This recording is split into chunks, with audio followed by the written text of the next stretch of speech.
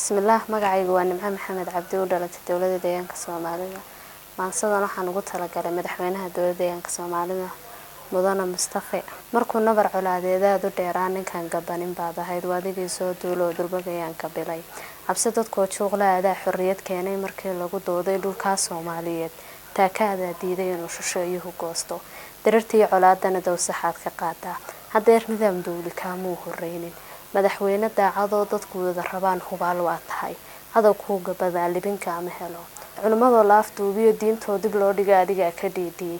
xaashee may dhicin abid hoolka sayidka in diin lagu faafiyo cod quraan ka baxo hadeer way dhamaato sheekh Shibil iyo sheekh Mustafa jimcaha noo balansan damacu haduu qordhana sheekh Jabuuti iyo sheekh Abdulxaan tigaraanu dirniya axada wici karnaa taligoon kor u qaadnana aragti kala maaha dadku gees kala hadaan dhigacadowgii deegaanka ku soo duulay warmooga ahaa dharbaaxadu Mustafa ku dhuftay dunidu marag way ahayd Mustafa malabkaba qaar baan mahadin macaankiisoo dhadhan uu lahayn iyo micno kala u yeelay yaalka kii dudayay docdaad naga eegtaba waan deersanay abidna daadihi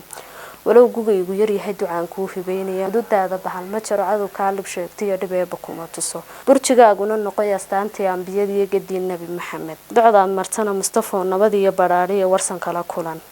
dhan kala hadaan eega Mustafa aqoonyahan dhameystiran iyo rugcada siyaasi ah tahay sumad gobi haday tahay ninka loo sahan tagay harkiisa lagu gamaatay laba rag lama qanin karay cadceed soo baxday deegaanka tahay